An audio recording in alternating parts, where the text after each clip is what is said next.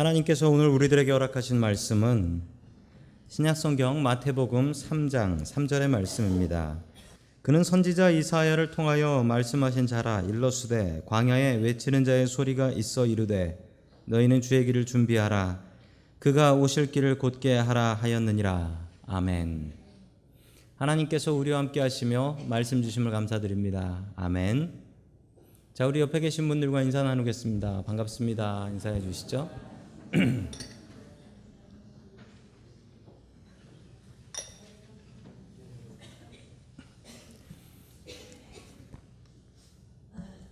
오늘 소리가 되라라는 제목을 가지고 하나님의 말씀을 증거하겠습니다.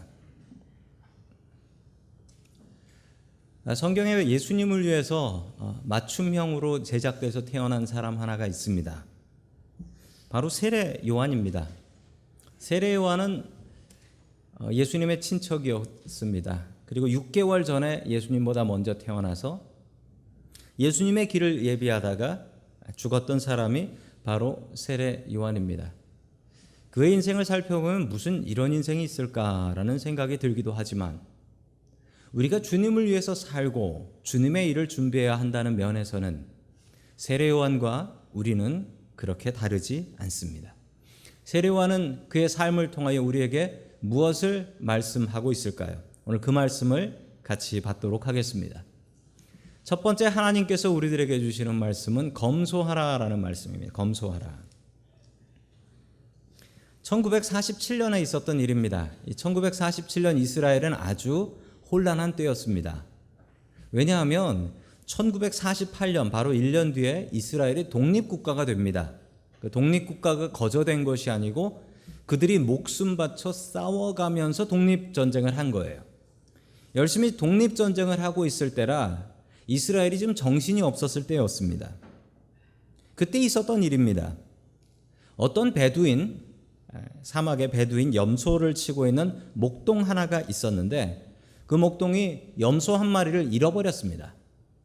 그 염소를 찾기 위해서 열심히 헤매 다니다가 저 동굴에 이른 겁니다.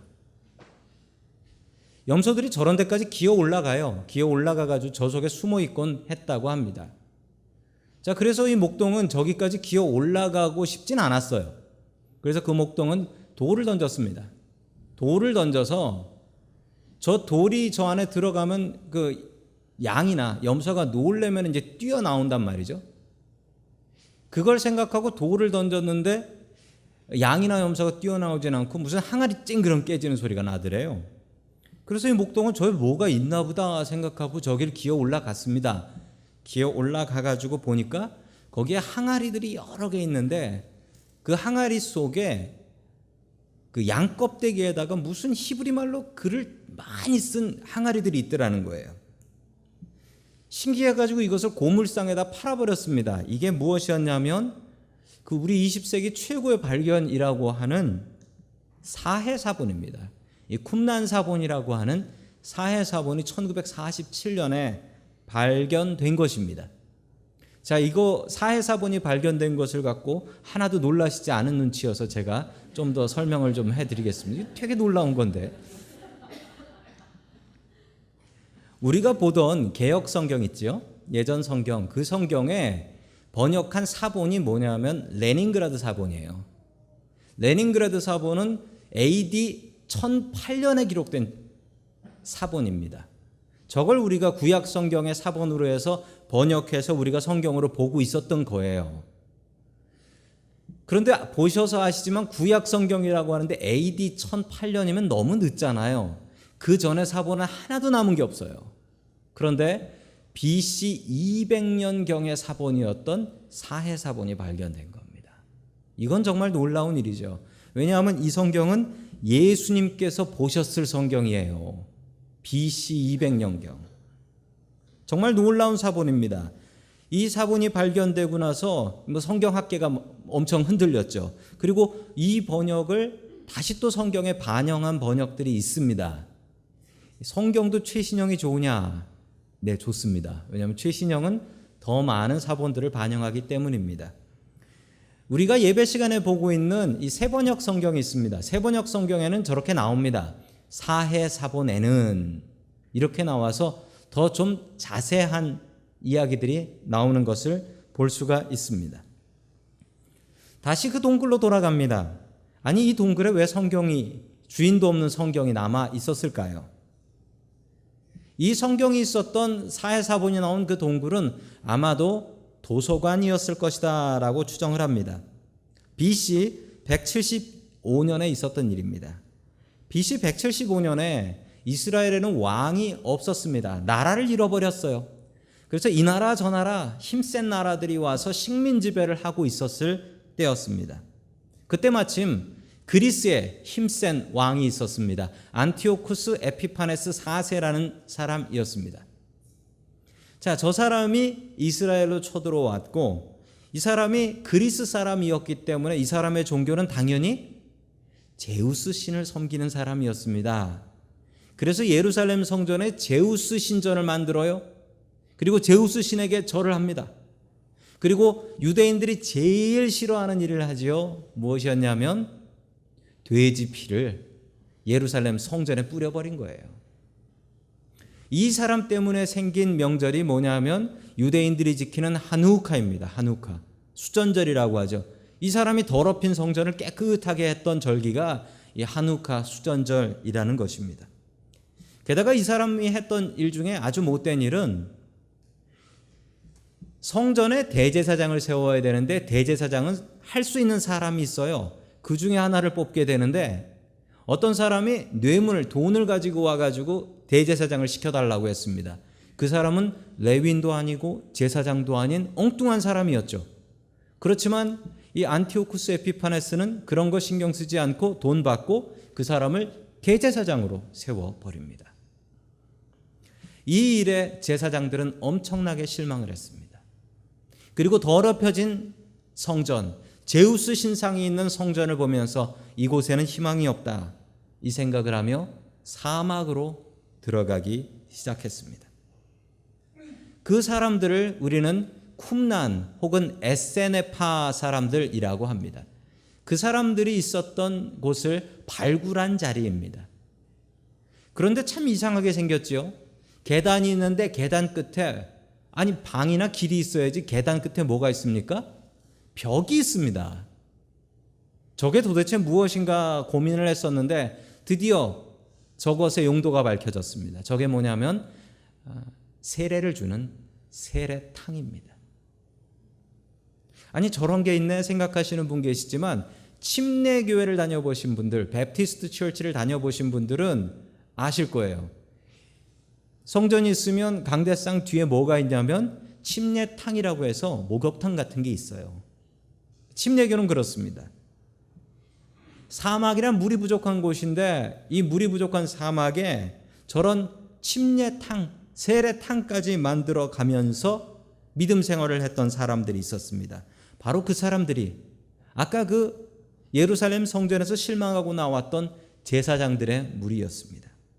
이 사람들은 어떻게 살았냐면 이 사람들은 평생 하나님만 바라보고 살았고 사막에서 없으면 없는 대로 검소하게 살면서 세례를 주고 그리고 성경을 연구했습니다. 열심히 성경을 베껴 썼고 그리고 그 성경을 연구했기에 지금까지 남아있는 것이죠. 다시 BC 175년으로 돌아갑니다. 그때 어떤 일이 있었냐면 그리스인들이 지배하고 있었던 나라에서 이제 다시 더 강력한 로마가 쳐들어오게 됩니다. 저 에센 공동체를 지키고 있었던 사람들은 잠시 피난 갈 것을 생각하여 떠났지만 그 잠시가 영원히 되어버렸습니다. 그리고 2200년 뒤에 이 사해사본이 발견된 것이죠. 아마도 이 세례 요한의 모습을 보면 저 쿰난 사람들, 에센 사람들과 너무나 비슷한 면이 많습니다. 그래서 성경학자들은 정말 많은 성경학자들이 세례 요한은 저 쿰난 공동체의 사람일 것이다 라고 생각을 합니다. 왜냐하면 세례 요한은 말 그대로 세례를 베풀었지요. 구약 성경을 아무리 뒤져봐도 구약 성경에 세례라는 말 자체가 없어요. 세례는 성경에 나오지 않았습니다. 구약 성경에. 그리고 세례 요한의 삶이 너무나 검소했던 것이 저 쿰난 사람들과 너무나 유사합니다. 세례요한이 얼마나 검소했는지를 보여주는 말씀이 우리 마태복음 3장 4절의 말씀입니다. 같이 봅니다. 시작. 요한은 낙타 털옷을 입고 머리에는 가죽띠를 띠었다. 그의 식물은 메뚜기와 들꿀이었다. 아멘. 검소했습니다. 그는 옷을 낙타 털옷을 입었고 허리에는 가죽띠를 띠었고, 저것을 보시면서 저것도 일종의 모피 같은 거였나 보다 생각하시는 분은 회개하시기 바랍니다. 입을 게 없으니까 평생 저 옷 하나만 입었던 겁니다. 그리고 그 식물은 메뚜기와 들꿀이었다. 저것도 보시면서 저 좋은 걸 혼자 먹었구나. 사막에서 구할 수 있는 것들이 저런 것밖에 없었기 때문에 저런 것을 먹고 살았던 것입니다.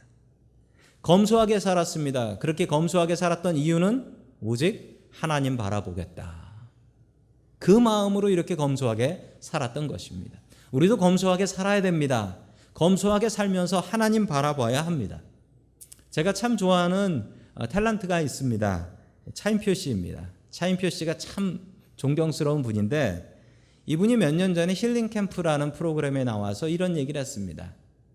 자기가 술을 안 마시는 이유에 대해서 이야기를 했습니다. 그 이유가 아프리카에 가보고 북한에 선교를 가보고 거기서 굶어 죽어가는 아이들을 본 뒤에 술을 먹으러 가니 이 술값이면 아이들 몇 명을 살릴 수 있는데 내가 이 돈을 술값으로 날리겠는가. 그때부터 술이 입으로 넘어가지가 않아서 술을 못 먹게 되었답니다. 그리고 그 돈으로 아프리카에 있는 아이들, 북한의 아이들 한 명이라도 더 살리려고 애를 쓰고 있습니다. 요즘 우리가 사는 세상은 제일 인기 있고 유명한 게 보면 예전하고 다른데 음식에 대한 프로그램들이 참 많아졌습니다. 예전에는 아침에 주부들을 위한 요리 교실 이런 것만 있었는데 요즘은 어디 가서 먹고 어디 뭐가 맛있고 이런 것들이 너무나 유명해요. 그래서 LA에 먹으러 가자라는 얘기도 있습니다. LA 가면 먹고 머리하고 먹고 볶고 이러고서 온단 말입니다. 자, 요즘 세상이 이런 거에 너무 관심이 많습니다. 좋은 것 먹고 맛있는 것 먹으면 천국 가나요? 이런 거에 너무 정신 팔려 살지 마십시오. 이런 거에 너무 정신 팔려 살지 마세요. 교회에 오는 가장 큰 이유는 말씀 들으러 오는 거지, 오늘 점심이 얼마나 맛있을까 이런 생각을 하고 오신 분도 맛있긴 해요, 우리 교회는. 그렇지만 이것도 회개하시기 바랍니다. 제가 청년 때 수도사 한 분을 만났습니다. 캐톨릭 수도사인데 그분을 만났을 때 제가 여쭤봤습니다. 경건이란 무엇입니까? 거룩하게 사는 건 무엇입니까? 물어봤더니 이분이 딱 한 문장으로 이렇게 말씀해 주셨는데 아직도 제 마음속에 그 이야기가 있습니다. 이렇게 얘기했어요. 적게 자고 적게 먹고 많이 기도하라. 적게 자고 적게 먹고 많이 기도하는 것. 이게 경건이라는 것입니다. 반대로 살아가는 분도 계시죠. 많이 자고 많이 먹고 적게 기도하자. 이러시면 안 됩니다. 제 마음에 늘 돌덩어리 같이 남아있는 말씀입니다. 적게 자고 적게 먹는 이유가 무엇입니까? 그것은 우리가 더욱더 주님 바라보기 위한 것입니다. 세례요한은 그렇게 살았습니다. 불편한 낙타 털옷에 메뚜기와 석청 먹으면서 그가 집중했던 것은 어떻게 하면 편안하게 살까가 아니라 어떻게 하면 주님 더욱더 바라볼까. 우리의 삶이 세례요한 같기를 원합니다. 검소하게 살면서 더욱더 주님 바라보고 주님의 일에 충성 다하는 종들 될 수 있기를 주의 이름으로 간절히 축원합니다. 아멘. 두 번째, 하나님께서 우리들에게 주시는 말씀은 회개의 열매를 맺으라라는 말씀입니다. 회개의 열매를 맺으라. 우리 마태복음 3장 1절의 말씀을 계속해서 봅니다. 시작. 그 무렵에 세례자 요한이 나타나서 유대 광야에서 선포하여. 아멘. 유대 광야라는 곳이 나옵니다. 영어로 보면 The Desert of Judea라고 나와요. 사막이라는 것이죠. 유대 광야는 어떻게 생겼냐면 예루살렘에서부터 여리고를 내려오는 길에 펼쳐지는 그 지형을 유대 광야라고 합니다. 사막인데 왜 광야라고 하냐면 보통 사막은 모래로 돼서 지형이 없어요. 그냥 편편한데 보시기에도 편편하지 않지요. 돌산같이 되어 있습니다. 저런 사막을 유대 광야라고 합니다. 저곳에 무엇이 있냐면 들짐승들 그리고 강도들. 들짐승과 강도들. 그래서 선한 사마리아인이 강도 만난 곳이 이 길이라고 합니다. 이곳에 공동체를 만들고 살았던 사람들이 아까 그 말씀드렸던 쿰난 사람들이었습니다. 여기엔 무엇을 찾을 수 있을까요? 여긴 사람 안 사는데. 이 고생을 하면서 오직 주님만 바라보며 살았던 것입니다. 세례 요한은 처음에 이렇게 외쳤습니다. 우리 마태복음 3장 2절의 말씀을 같이 봅니다. 시작. 회개하라 천국이 가까웠느니라. 아멘. 회개하라 천국이 가까웠다라고 했습니다. 천국이 가까웠다. 마태복음은 유대인들이 보기 때문에 하나님이라는 이름 대신에 천국을 사용합니다. 원래 하나님의 나라인데 그걸 천국이라고 쓴 거예요. 하나님이라는 이름을 유대인들은 될 수 있으면 안 쓰려고 했거든요. 회개하라라고 했습니다. 우리 교회에서 회개라는 말을 참 많이 쓰지요. 자, 회개는 무엇일까요? 그 히브리 말 원어를 살펴보았더니 이렇게 나옵니다. 슈브라고 해요. 슈브. 이 말의 뜻은 돌아온다. 다시 돌아온다. 가던 길에서 옆으로 가는 게 아니라 가던 길을 돌려서 다시 돌아오는 것. 이게 회개라는 것입니다. 세례 요한은 회개하라고 했습니다. 회개는 어떻게 하는 것일까요? 그 회개의 첫 번째 단계를 이렇게 이야기합니다. 우리 6절 말씀 같이 봅니다. 시작. 자기의 죄를 자백하며 요단강에서 그에게 세례를 받았다. 아멘. 세례를 받기 위해서 제일 먼저 해야 되는 것은 자기의 죄를 고백했다라는 거예요. 내가 이런 죄를 지었습니다라고 고백해야지 세례를 주었다라는 겁니다. 캐톨릭 교인들을 만나면은 제가 종종 물어봅니다. 캐톨릭 다니면 뭐가 좋습니까? 라고 했더니 그분들 중에 캐톨릭 다니면 이런 점이 좋다 저런 점이 좋다 라고 이야기하시는 분들이 있었어요. 근데 공통적으로 캐톨릭 다니면 뭐가 제일 불편합니까? 라고 얘기했더니 그 물어본 분들마다 똑같이 이 얘기를 해요. 고해성사하는 게 그렇게 힘들대요. 컨페션, 고해성사하는 거. 사람한테 자기 죄를 얘기하는 게 너무나 부끄럽고 괴롭답니다. 심지어는 내가 그 고해성사하기 싫어서 죄 못 짓겠다 이러는 분도 있대요. 신부님한테 자기가 아는 신부님한테 자기 죄를 고백하려니까 그게 그렇게 떨리고 부끄럽더래요. 우리도 그런 마음이 있어야 됩니다. 우리의 죄가 부끄러워야 돼요. 죄를 고백하는 것이 괴롭지만 그 죄를 하나님 앞에 온전히 고백할 수 있어야 됩니다. 1907년 1월 6일에 있었던 일입니다. 새해를 맞아서 평양에 있었던 장대현 교회에서는 신년 특별 새벽 기도회가 있었습니다. 그 새벽 기도회를 인도하던 사람은 길선주 장로님이었습니다. 길선주 장로님은 평양신학교를 1회로 졸업하시고 1907년에 이 목사 안수를 받는 바로 그 해였습니다. 새벽 기도를 인도하다가 이분이 갑자기 마음에 죄책감이 들더래요. 가책이 들더래요.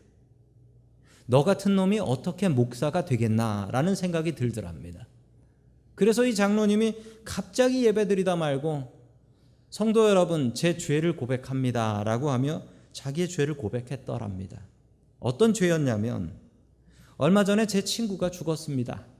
제 친구가 죽어가기 전 제 손을 꼭 붙잡고 제 친구가 이렇게 얘기했습니다. 길장로, 내가 그래도 친구 길장로밖에 믿을 수 없네.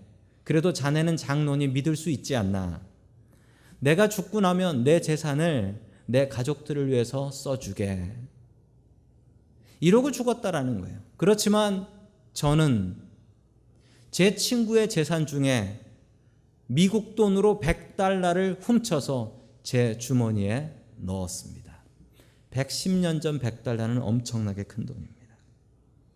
이 길장로님이 예배 중에 이것을 고백하며 내일까지 돈을 마련하여 그 과부에게 제가 훔친 돈을 다시 돌려주겠습니다. 저는 죄인입니다. 이렇게 고백했더랍니다. 그리고 나서 그 교회 안에 놀라운 일들이 벌어지는데 서로 나와서 앞에서 자기의 죄를 고백하며 다시는 이렇게 살지 않겠다라고 라고 고백을 하는 것이었습니다. 그러면서 교회가 부흥하고 교회가 새로워지고 교회 다니는 사람들은 다르다, 이런 소문이 나기 시작했다라는 것입니다. 회개의 시작은 무엇입니까? 회개의 시작은 죄를 고백하는 것이었습니다. 내가 죄인이라는 것을 인정하는 것이었습니다. 수많은 사람들이 세례 요한을 따라오고 세례를 받았습니다. 그 수많은 자기를 따르는 사람들에게 세례 요한은 이렇게 얘기를 합니다. 우리 7절의 말씀 같이 봅니다. 시작. 요한은 많은 바리새파 사람과 사두개파 사람들의 세례를 받으러 오는 것을 보고 그들에게 말하였다. 독사의 자식들아, 누가 너희에게 닥쳐올 증거를 피하라고 일러주더냐. 아멘. 독사의 자식들, 이 얘기는 욕입니다. 자기 좋다고 따라오는 사람들한테 칭찬해 주지는 않고 오히려 자기 좋다고 따라오는 사람들한테 험한 말로 욕을 해줍니다. 독사의 자식들아, 누가 너희에게 닥쳐올 징벌을 피하라고 일러주더냐. 이 얘기가 무슨 얘기냐면 사람들한테 소문이 났습니다. 세례 요한한테 세례를 받으면 천국 갈 수 있다. 회개하라, 천국이 가까웠느니라. 세례 받으면 천국 간다. 그래서 가서 죄를 고백하면 세례를 받고 그러면 우리가 깨끗해져 천국 갈 수 있다. 누가 이렇게 알려주더냐. 세례는 자격증이 아니다. 세례 받으면 무조건 천국 가는가? 아니라는 거예요. 세례는 너무나 중요한 것이지만 세례 받으면 천국 가는가? 아니요. 예수님 똑바로 믿어야 가는 게 천국이지 세례 받는다고 천국 가는 게 어디 있습니까? 그래서 세례 요한은 자기를 따르는 사람들한테 누가 세례 받으면 천국 간다고 징벌을 피한다고 알려주었냐.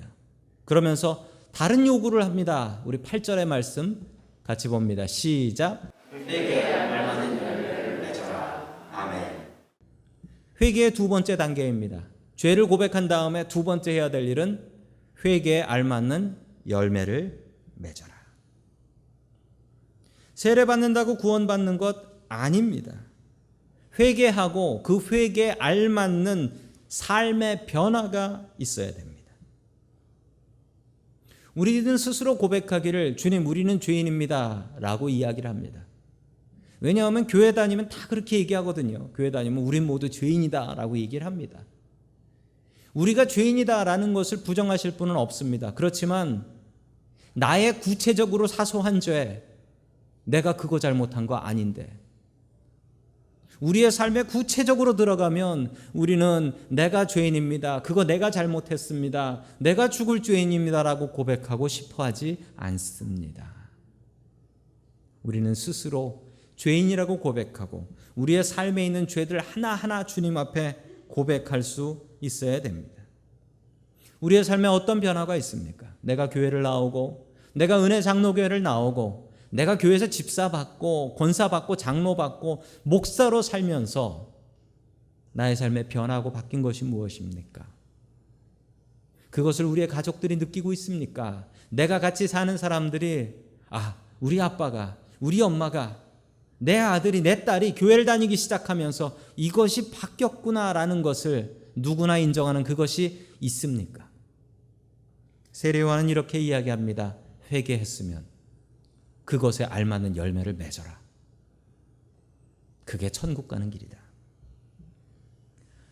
진짜 회개는 무엇입니까? 진짜 회개는 죄를 고백하고 그 회개에 맞는 열매를 맺는 것입니다. 교회 다니는 사람들이 참 많이 욕을 먹습니다. 교회 다니는 사람들이 왜 저래라고 욕을 먹습니다. 그 이유가 무엇인가요? 그 이유의 대부분은 교회를 다니면서 죄인이라고 하면서 왜 삶이 하나도 바뀌지 않는가? 우리의 삶에 무엇이 바뀌었습니까? 나는 이것이 바뀌었다라고 무엇을 이야기할 수 있습니까? 세례 요한의 지적처럼 우리의 삶에 회개에 알맞는 열매를 맺고 살아갈 수 있기를 주님의 이름으로 간절히 축원합니다. 아멘.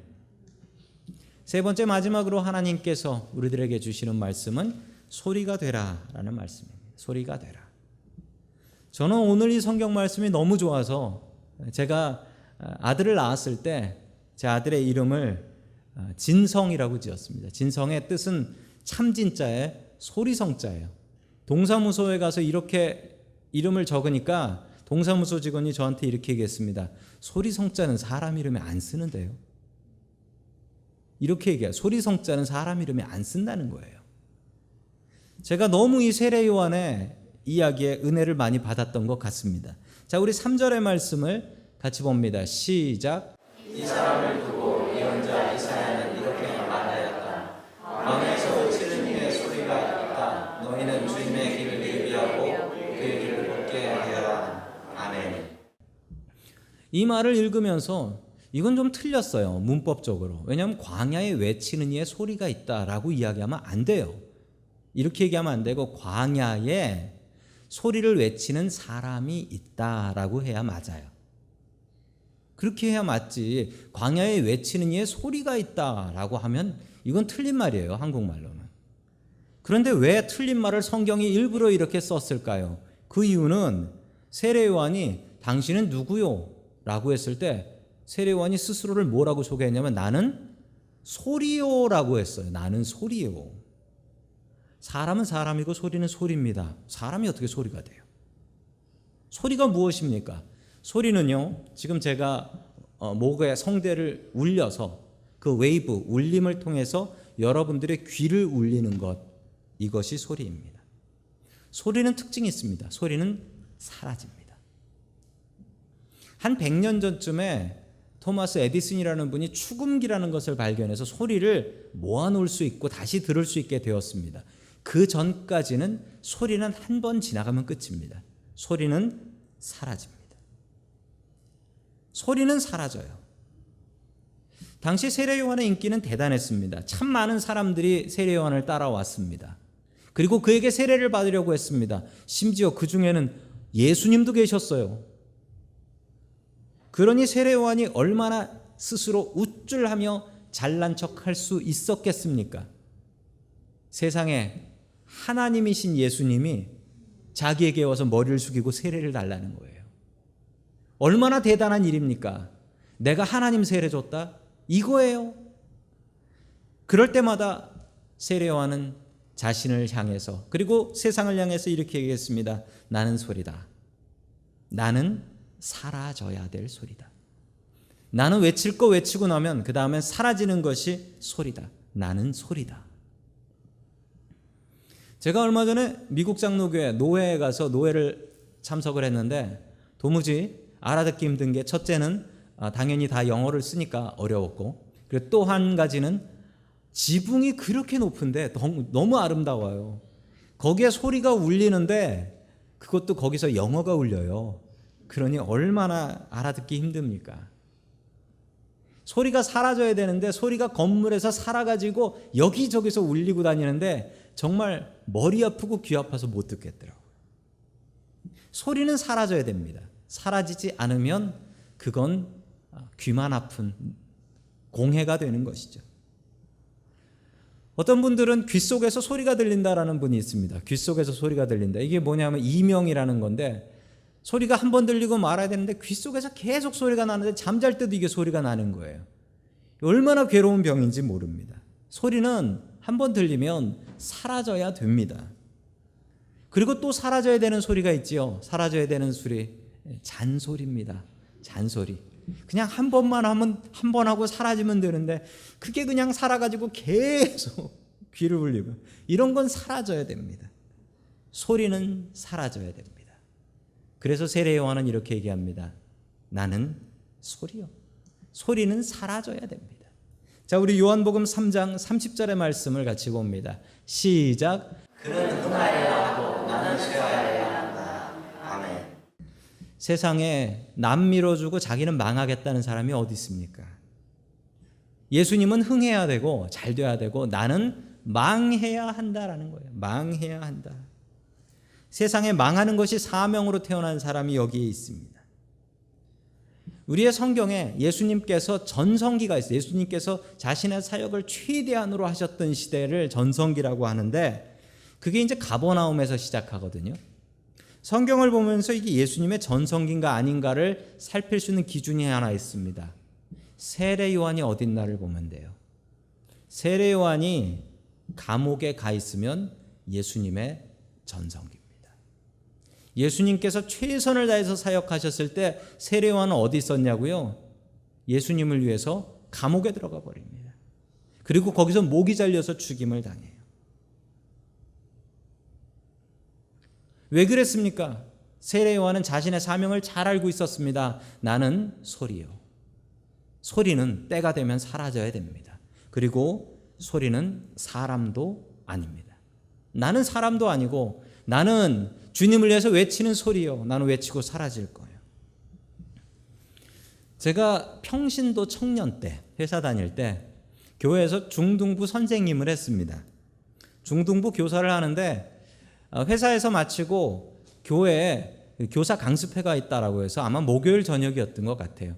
회사 마치고 열심히 갔습니다. 그랬더니 끝날 때쯤 됐어요. 잠깐 말씀을 들었는데 그 강사 목사님이 너무나 은혜롭게, 짧은 시간이었지만 제가 들은 건 짧은 시간이 너무나 은혜롭게 강의를 잘 해주셨습니다. 제가 큰 은혜를 받았습니다.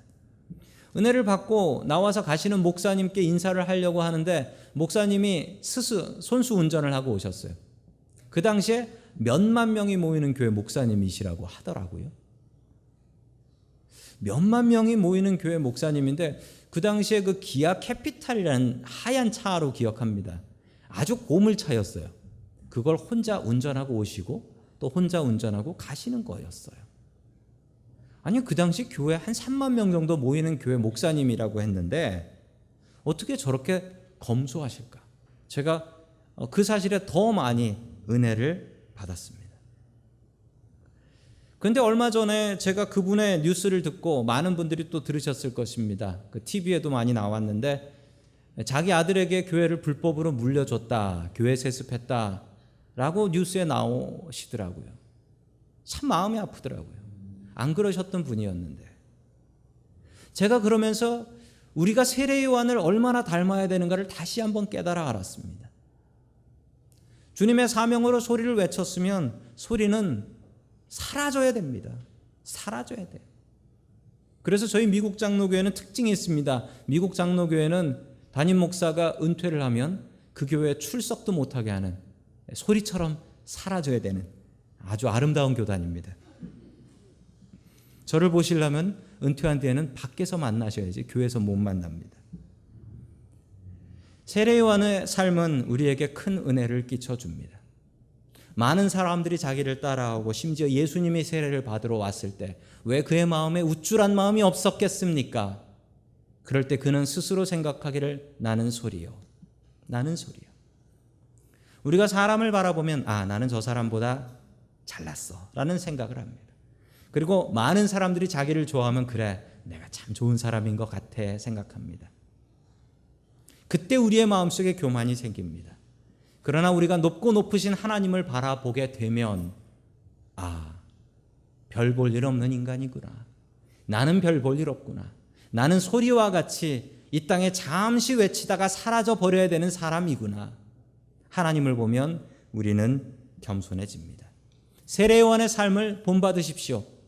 내 마음이 교만해지고 잘나려고 할 때 사람을 바라보지 말고 오직 하나님만 바라보시고 스스로 겸손해지는 저와 성도 여러분들 될 수 있기를 주님의 이름으로 간절히 축원합니다. 아멘.